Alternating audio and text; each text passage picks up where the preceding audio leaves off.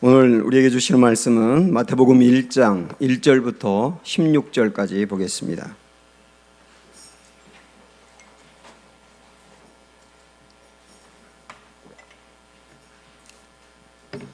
마태복음 1장 1절부터 16절 말씀.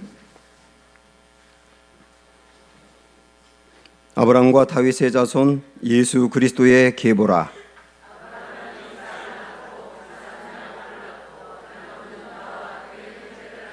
유다는 다말에게서 베레스와 세라를 낳고, 베레스는 헤스론을 낳고, 헤스론은 람을 낳고,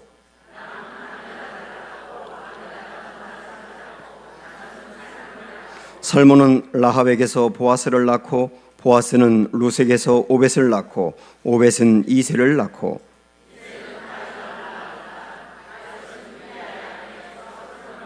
솔로몬은 르호보암을 낳고, 르호보암은 아비야를 낳고, 아비야는 아사를 낳고,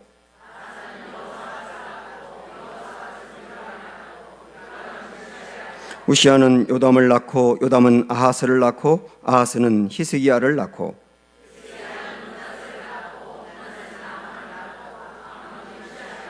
바벨론으로 사로잡혀 갈 때에 요시아는 여고냐와 그의 형제들을 낳으니라.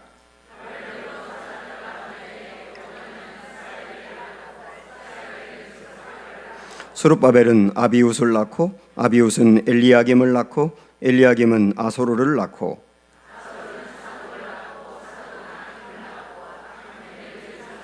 엘리웃은 엘르아사를 낳고, 엘르아사는 mat단을 낳고, mat단은 야곱을 낳고, 야곱은 마리아의 남편 요셉을 낳았으니 마리아에게서 그리스도라 칭하는 예수가 나시니라. 아멘. 네, 오늘 참 좋은 크리스마스인데 우리 주변 둘러보시면서 자, 우리 서로 인사하세요. 메리 크리스마스 하면서 인사합니다.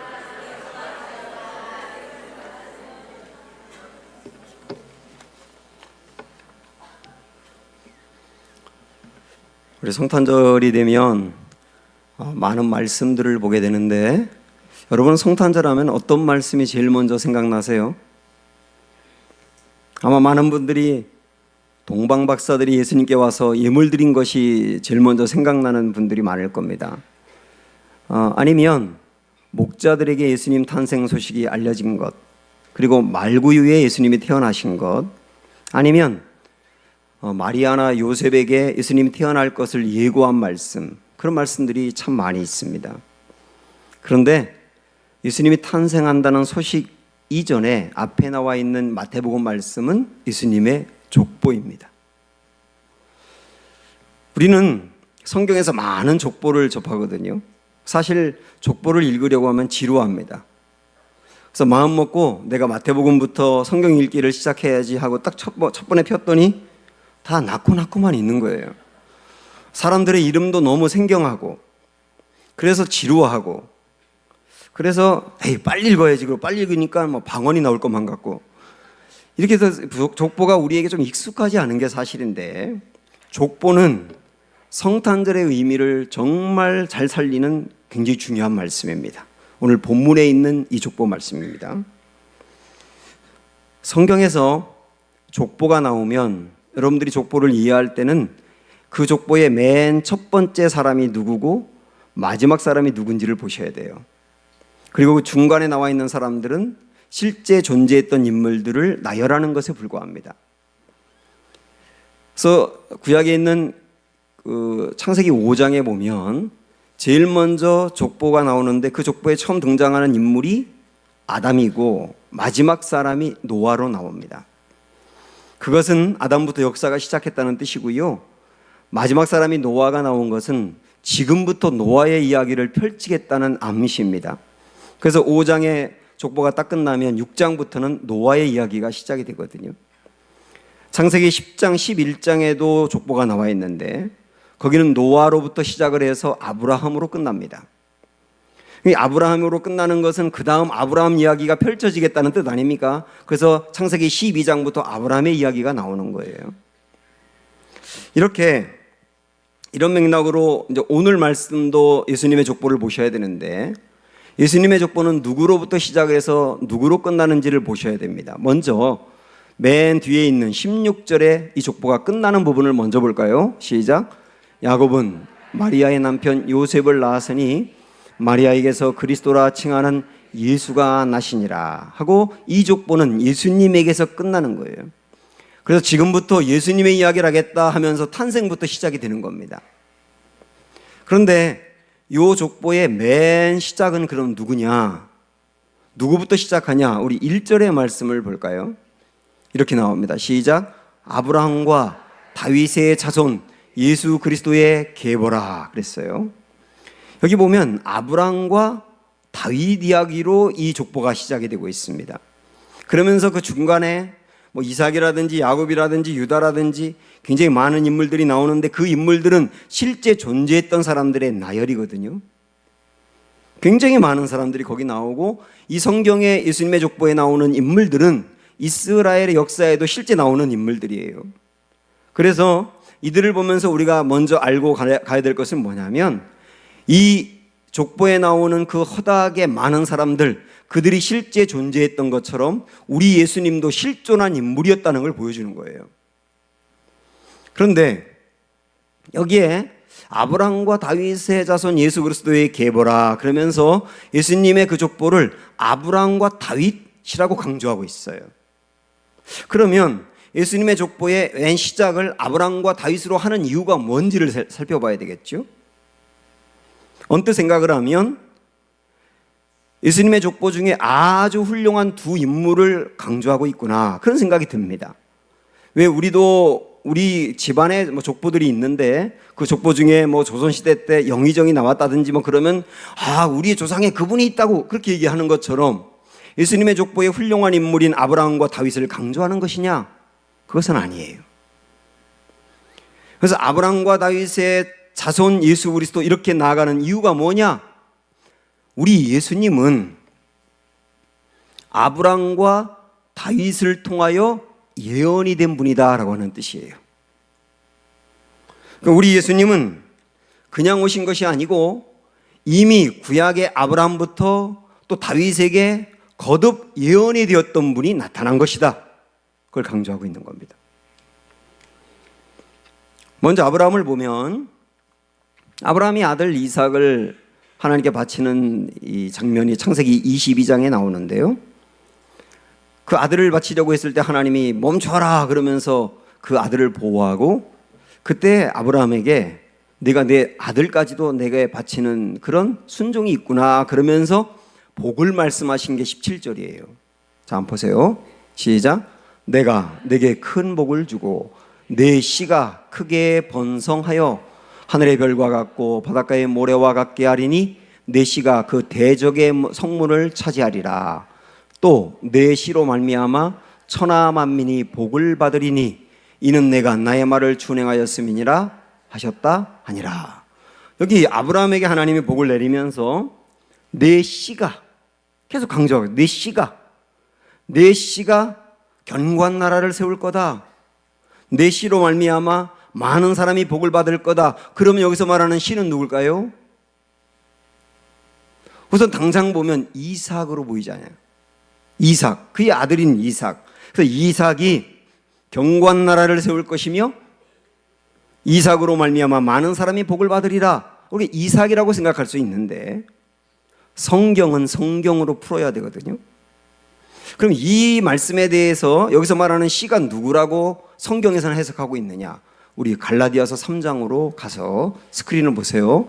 이렇게 말씀합니다. 시작. 형제들아, 내가 사람의 예대로 말하노니 사람의 언약이라도 정한 후에는 아무도 패하거나 더하거나 하지 못하느니라.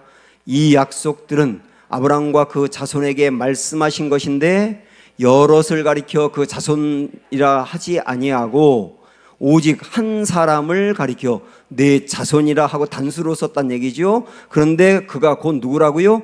그리스도라라고요. 창세기 22장에서 하나님이 아브라함에게 내 씨가 견고한 나라를 세울 것이며 그로 말미암아 많은 사람이 복을 받으리라 했던 그 씨는 이삭을 말하는 것이 아니고 그리스도였다는 것을 성경이 해석하고 있는 거예요. 그러니까 이 말은 예수님보다 2000년 전에 먼저 살았던 아브라함을 통하여 앞으로 예수님이 오실 것을, 그리스도가 오실 것을 예언했던 말씀이죠. 그럼 이번엔 다윗은 어떨까요? 다윗이 자기가 사는 궁궐은 참 좋은데 하나님의 성전은 너무나 빈약해 보여서 하나님께 성전을 지어드리기로 결단합니다. 그래서 계획을 세우고 이야기했는데 하나님이 성전 건축에 대해서 반대하세요. 그러나 그가 가졌던 그 마음을 헤아리시면서 다윗에게 또 약속을 하십니다. 그의 이름이 존귀케 될 것이다, 이런 말씀도 하시고요, 그의 나라가 안정될 것이라고 말씀도 하고. 그런데 그 축복을 내리는 장면 중에 하나 우리가 볼까요? 사무엘하 7장 말씀입니다. 시작. 전에 내가 사사에게 명령하여 내 백성 이스라엘을 다스리던 때와 같이 아니하게 하고 너를 모든 원수에게서 벗어나 편히 쉬게 하리라.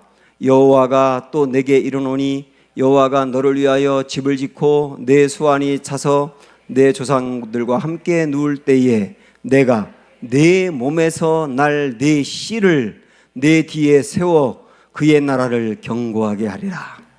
여기도 씨가 나와요. 하나님이 이번에는 다윗에게 내 몸에서 날 씨가 있는데 그 씨가 나라를 견고하게 할 거다. 그러면 여기서 말하는 씨는 누굴까요? 솔로몬처럼 보이잖아요. 그렇지 않습니까? 다윗 다음에 이어서 솔로몬이 왕이 되니까 하나님이 내 몸에서 날 솔로몬이 너의 나라를 견고하게 하리라, 이렇게 말씀한 것처럼 보이지 않습니까? 그러나 솔로몬은 다윗의 뒤를 이어서 왕이 되었고 그때 당시에 나라가 크게 부흥한 것은 맞지만 솔로몬이 죽고 난 다음에 나라가 둘로 갈라졌어요. 그러면서 점점 나라가 견고해진 것이 아니라 추락해 갑니다. 그러더니 급기야 북쪽도 남쪽도 다른 나라의 지배를 받게 됩니다.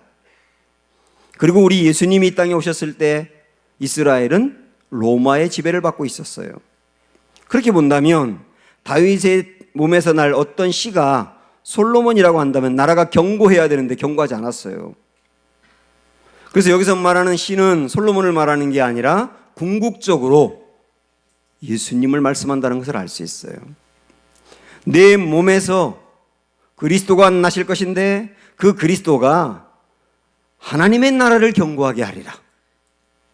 그렇게 다윗에게 예언을 하게 된 거예요. 그래서 우리는 이 두 말씀을 종합해서 보면 하나님은 2000년 전에 아브라함 때부터 그리스도 예수님이 오실 것을 예언했다는 거예요. 그리고 우리 예수님의 탄생은 이미 예언되었던 말씀의 성취다, 그 얘기예요. 우리 예수님은 우연히 태어나신 분도 아니고 갑자기 오신 분도 아니고 이미 오래전부터 계획 가운데 하나님의 때가 되었을 때 오신 분이다, 그 말이에요. 그런데 지금까지 저는 아브라함과 다윗을 통하여 예수님이 오실 것을 예언했다는 말씀 드렸지 않습니까? 그런데 사실 더 거슬러 올라가면 이미 아담의 때부터 예수님이 오실 것을 예언했어요. 원시복음이라고 알고 있는 그 굉장히 중요한 말씀, 창세기 3장 15절을 보겠는데, 아담과 하와가 선악과를 따먹는 죄를 범하고 난 다음에 하나님이 그렇게 유혹했던 뱀, 사단이죠. 사단을 저주하면서 하셨던 말씀이에요. 자, 읽어보세요. 시작. 내가 너로 여자와 원수가 되게 하고 내 후손도 여자의 후손과 원수가 되게 하리니 여자의 후손은 내 머리를 상하게 할 것이요 너는 그의 발꿈치를 상하게 할 것이니라 하시고. 자, 여기 보면 사단에게 말씀하는 거예요. 앞으로 사단과 싸울 누군가가 올 거다. 결국은 그 사단의 머리를 상하게 한다는 것은 사단을 멸할 누군가가 올 거다. 근데 그 누군가가 누구냐? 여자의 후손이 될 것이다. 남자의 후손이라고 말하지 아니하고 여자의 후손이라고 말했어요. 여자의 후손이라고 강조한 이유는 남자와 상관없이 태어날 뿐이다, 그 얘기예요. 어제 우리가 본 것처럼 성령으로 잉태될 뿐이라 그 얘기죠. 누구를 말합니까? 예수님을 말하는 거예요. 이렇게 본다면 우리 예수님이 이 땅에 오실 것은 2000년 전 아브라함에게만 한 것이 아니라 4000년 전 이미 그때부터 말씀하셨던 거예요.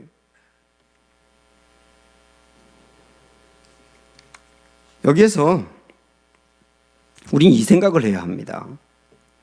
우리 예수님이 이 땅에 오실 것은 4,000년 전에 이미 예언이 되었고 2,000년 전에도 예언이 되었는데, 우리 예수님이 실제 이 땅에 오실 때까지 많은 우여곡절이 있었어요. 여러분, 족보를 쭉 보시면 그런 일들을 우리가 알 수 있지 않습니까? 우선 온 세상에 홍수로 멸망을 받아가지고 완전히 끝날 것 같았는데 딱 한 가정, 노아의 가정만 살았지 않습니까? 근데 그 노아의 가정을 통하여 예수님이 오실 때까지 대가 이어진 거예요. 아브라함은 99세 때까지 자녀가 없었는데요, 그래서 끝날 것만 같았는데 생리적이고 물리적인 이 신체적인 것을 뛰어넘어서 우리 하나님은 100세의 아브라함에게 아들을 줌으로 말미암아 대를 이어가게 한 거예요. 그 후손 중에 유다라는 사람이 있는데 야곱의 아들이죠. 이 유다에게는 세 아들이 있었는데 세 아들이 아이를 낳지 못하고 죽었습니다. 그래서 대가 끝날 것만 같았는데 정말 불의한 방법이긴 하지만 유다가 며느리 다말과의 사이에서 아이를 둘을 낳았어요. 그리고 그게 대가 이어지게 되는 기회가 됩니다. 이스라엘은 바벨론의 포로가 되어서 뿔뿔이 다 흩어질 것만 같았어요. 그래서 예수님이 오실 때까지 대가 끊어질 것만 같았는데 다시 나라로 돌아와서 회복되지 않습니까? 이걸 보면 우리 예수님이 예언이 되었지만 실제 그 예언이 이루어질 때까지는요, 굉장히 많은 우여곡절과 위기가 있었다는 거예요. 그래서 사람들이 생각할 때, 야, 메시아를 보낸다더니 오시지 않을래나 보다, 하나님이 망각하셨나 보다, 이렇게 예언은 돼 있지만 약속은 됐지만 그 약속은 파기가 됐나 보다. 그럴 때도 하나님은 약속을 잊지 아니하시고 사람들이 잊을만 하면 선지자를 보내서 다시 약속을 시켜주고 확인시켜주고 기억나게 하고. 그런데 예수님이 오시기 전 400년 동안은 아예 선지자를 한 명도 보내주시지 않은 시기가 있었습니다. 그 시기를 신구약 중간기라고 하는데, 신구약 중간기에는 선지자도 한 명도 보내지 않고 하나님의 말씀이 아예 없고 정말 끝난 것만 같았거든요. 그런데 하나님의 때가 되었을 때 하나님은 4,000년 전에 하신 약속을 기억하시고 아들 예수님을 이 땅에 그리스도로 보내셔서 그 약속을 이루신 거예요. 하나님이 잊은 게 아니었습니다. 다만 하나님의 때가 이때였던 것이죠. 우리가 이 거대한 하나님의 역사를 생각한다면 하나님의 약속은 절대로 사라지지 않는다는 것, 하나님이 약속하신 것은 반드시 이루어진다는 것을 믿을 수 있습니다. 우리 개인에게 하신 하나님의 약속도 있지 않습니까? 우리 개인 한 명 한 명에게 하신 하나님의 약속도 어떤 때 보면 하나님이 약속을 하셨는데 까먹은 것만 같고, 이 약속이 폐기된 것만 같고, 이렇게 나의 인생은 어렵게 끝나는 것만 같지만 여러분 분명히 믿으세요. 4,000년 전에 하신 약속을 기억하신 하나님은 우리에게 하신 약속도 기억하세요. 그리고 그 약속을 이루십니다. 하나님의 때가 되면 반드시 이루어질 것입니다. 이 약속을 든든히 믿고 의지하며 흔들리지 않게 나아가는 게 성도의 모습인 거예요. 성탄절을 맞이해서 하나님의 약속이 반드시 이루어진다는 것을 믿음으로 고백하고 받아들이는 은혜가 있기를 축원합니다. 그런 맥락에서 보면 구약은 하나님이 오실 예수님에 대해서 약속했고, 신약은 약속했던 그 예수님이 오신 것이며 또 하나의 약속을 했습니다. 내가 다시 온다. 내가 다시 온다. 사방을 둘러봐도 예수님이 다시 올 것만 같지 않고 세상이 끝날 것만 같지 않지만, 그러나 오신다는 약속을 반드시 이룬 우리 예수님 하나님은 다시 오신다는 약속도 반드시 이루실 거예요. 우리 주님 다시 오십니다. 반드시 그 약속은 이루어집니다. 하나님이 하셨기 때문에 그래요. 그래서 다시 오신다는 거, 이렇게 세상이 이렇게 가는 것이 아니라 끝내 이 세상이 끝나며 하나님 나라가 이루어진다는 것을 믿고 나아가는 게 성도의 모습이라고요. 지금까지 우리는 하나님의 아브라함과 다윗을 통하여 예수님이 오실 것을 예언했고 그 예언대로 예수님이 오셨다는 말씀을 드렸습니다. 그러면 그 오신 예수님의 신분은 무엇일까요? 예수님이 이 땅에 오셨는데 무슨 신분으로 오셨을까요? 다시 말하면 무슨 일을 하기 위해서 오셨을까요? 우리 1절, 16절 이어서 봅니다. 시작. 아브라함과 다윗의 자손 예수 그리스도의 계보라예요. 예수의 계보라라고 말하지 않았어요. 예수 그리스도의 계보라고 말했어요. 16절 말씀도 보시면 야곱은 마리아의 남편 요셉을 낳았으니 마리아에게서 그리스도라 칭하는 예수가 나시니라. 1절에서도 16절에서도 오신 예수님의 신분을 뭐라고 말씀합니까? 그리스도라고 말씀해요. 우리는 주일 안예배 시간에 5주에 걸쳐서 예수님이 누구신가를 살펴봤습니다.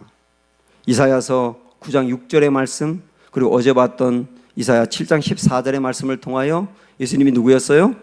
예수님은 기묘자라 모사라 놀라우신 조언자였고, 그리고 전능하신 하나님이었고, 그리고 영존하시는 아버지고 평강의 왕이고, 그리고 어제 봤던 말씀에서 예수님은 누구예요?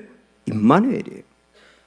하나님이신데 인간이 되어서 고난당하는 사람들의 한복판에 함께 하시며 고난을 같이 겪고 도와주시는 분, 그분이 우리 예수님입니다. 근데 오늘 하나 더, 예수님은 누구세요? 그리스도예요. 예수님은 그리스도신데, 그리스도라는 말은 구약으로 메시아라는 뜻이고요, 기름 부음 받은 자, 또 다르게 말하면 구원자라는 뜻입니다. 우리 예수님은 이 땅에 구원자로 오셨어요. 구원자로 오셔서 이 땅에서 모든 영혼들을 구원해내는 게 우리 주님이 하신 가장 중요한 일입니다. 그리고 우리 예수님이 구원해내신 사람들, 어떤 사람들도 구원해내느냐, 그 어떤 사람들도 구원해내는지를 알려준 게 예수님의 족보에 나옵니다.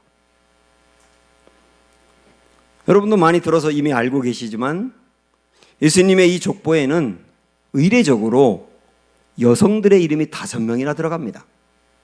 보통 여성들의 이름이 들어가지 않는데 예수님의 족보에는 들어가요.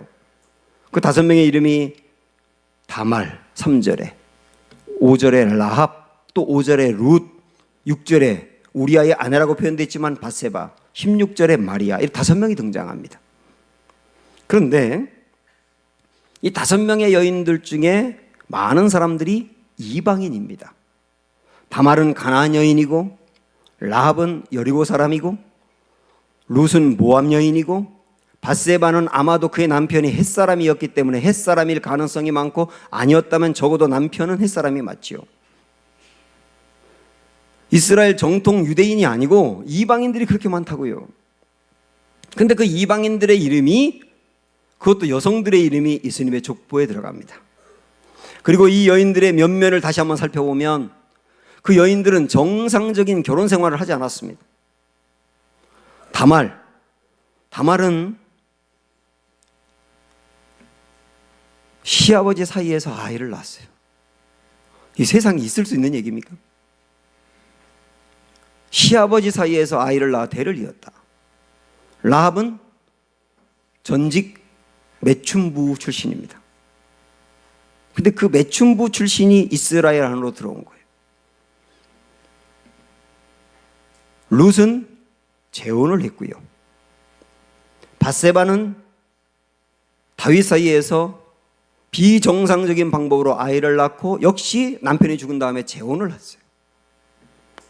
여기 나오는 여성들을 면면을 보면 정상적인 결혼 생활이 거의 없어요. 근데 그들이 예수님의 족보에 이름이 들어갑니다.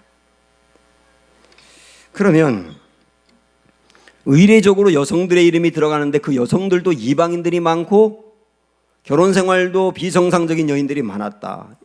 근데 그 여인들이 예수님의 족보에 들어갔다. 이걸 통하여 말씀하려고 하는 게 뭘까요? 예수님은 바로 이 여인들을 구원해내기 위해서 이 땅에 오셨고 그 여인들을 실제 구원해내신 분이다라고 하는 걸 강조하는 거예요. 그래서 예수님이 구원해냈던 여인들 중에는 현장에서 간음하다 잡힌 여인도 있고요, 남편을 5명이나 6번째로 갈아치우면서 이 남자 저 남자하고 살면서 인생이 파멸 직전까지 갔던 여인도 있어요. 도덕적으로 깨끗하지도 않고 이방 여인도 있고, 그런 사람들 예수님은 실제 이 땅에 계시면서 다 건져내서 구원받게 했지 않습니까? 이걸 통하여 우리에게 주는 메시지, 스크린 한번 읽어보세요. 시작.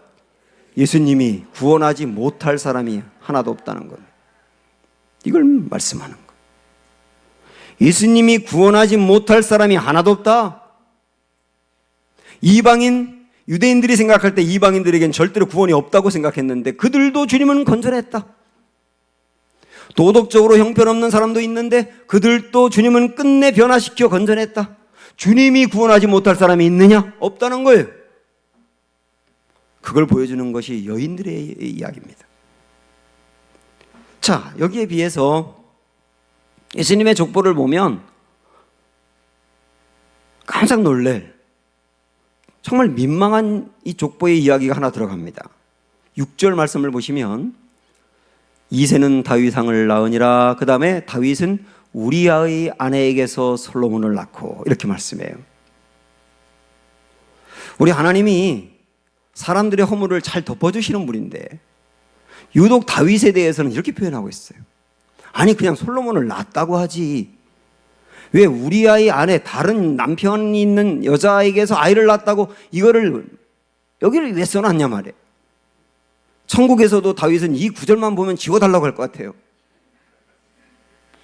하나님은 허물을 덮어주시는 분인데 왜 이 부분은 적나라하게 공개할까요? 이유가 있지 않겠습니까? 마태복음은 그때 당시에 유대인들 중에서 기독교로 개종한 사람들에게 첫 번째로 주신 말씀이거든요. 유대인들이 생각할 때 최고는 다윗입니다. 유대인들은 다윗을 추앙해요. 그래서 앞으로 오실 메시아는 다윗 같은 사람이 될 거라고 생각을 해요. 다윗은 존경받아 마땅한 분이며 흠이 없다고 생각을 해요. 게다가 다윗은 보세요. 여성들의 이름이 족보에 나와 있는데 거기에 비해서 남성이지 않습니까? 그리고 여성들은 이방인들이 많은데 거기에 비해서 다윗은 정통 유대인이지 않습니까? 그리고 여성들 허물이 참 많은 사람인데 다윗은 굉장히 위대한 일을 이룬 사람이지 않습니까? 누가 봐도 이 여인들과 다윗은 비교가 안 됩니다. 그러나 이 족보를 통하여 다윗 다른 여자 남편이 있는 여자에게서 아이를 낳은 사람이야. 그걸 알려주는 거예요. 그걸 통하여 우리에게 궁극적으로 어떤 메시지를 줄까요? 바로 이겁니다. 읽으세요. 시작. 예수님이 필요하지 않은 사람은 아무도 없다예요. 예수님이 필요하지 않은 사람은 아무도 없다. 다윗, 그에게도 은혜가 필요해. 다윗 완벽하지 않아. 절대로 스스로 구원받을 수 없어. 그에게도 용서의 은혜와 자비의 은혜와 우리 예수 그리스도가 대신 죽어야 되는 은혜가 필요한 사람이야.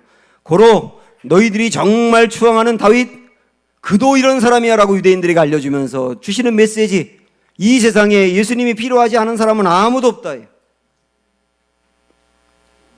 여인들의 이야기를 통하여 예수님이 구원하지 못할 사람은 아무도 없다. 다윗의 이야기를 통하여 예수님이 필요하지 않은 사람은 아무도 없다. 이게 족보라고요. 그래서 우리는 마태복음 1장에 있는 이 족보를 읽으면서 아브라함이 이삭을 낳고 이삭은 야곱을 낳고 야곱은 유다와 그의 형제를 낳고 유다는 다말에게서 베레스와 세라를 낳고 그렇게 무의미하게 읽을 것이 아니고 여러분 이걸 바꿔서 이렇게 읽어보시면 어떨까요? 우리 예수님이 아브라함 같은 사람도 구원했고 이삭 같은 사람도 구원했고 인간적이고 욕심이 많고 허물이 많은 야곱도 구원했고 며느리 사이에서 아이를 낳은 유다도 구원했고 할아버지를 아버지라고 부르는 세라와 베레스도 구원해냈고 이렇게 구원해내는 주님이시라고 한다면 나 같은 사람도 구원해내겠군요. 이렇게 결론을 내야 되는 거예요.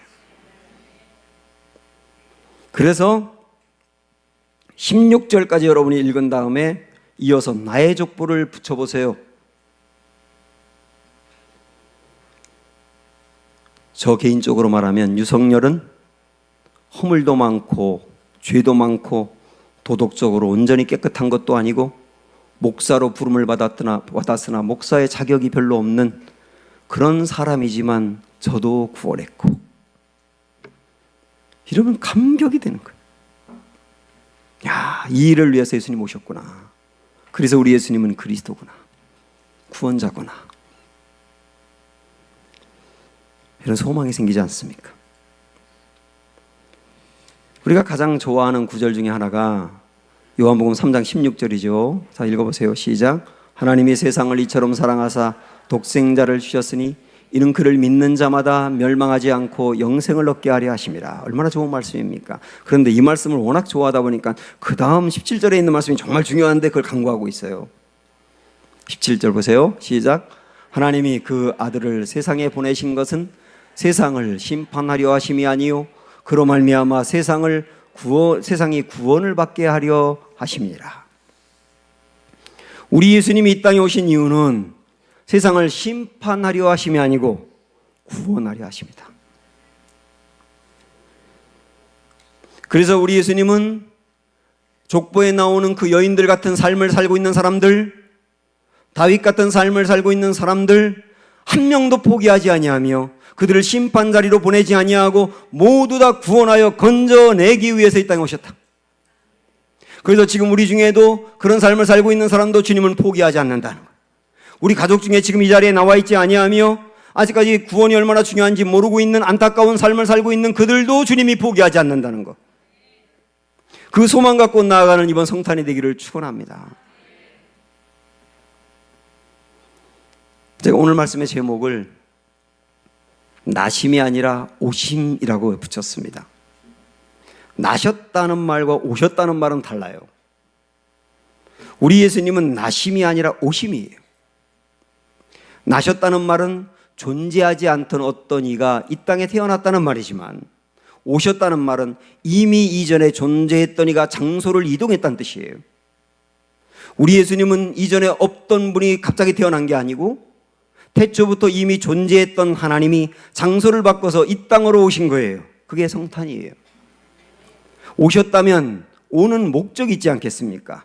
우리 예수님도 이 땅에 그냥 오신 게 아니라 목적을 갖고 오셨어요. 그 목적은 허다하게 그 많은 사람들, 자격 없고 조건 없는 사람들을 건져내기 위해서 오셨어요. 이게 주님의 목적이라니까요. 목적이니 얼마나 목적을 다 이루시겠습니까? 우리 모두 예수님께 붙들리고 예수님의 그 은혜를 다 힘입고 한 명도 빠짐없이 이 자리에 있는 모든 분들이 구원받고 하나님의 은혜 안에 들어가는 이번 성탄 되시기를 주님의 이름으로 축원합니다. 이렇게 찬양할까요?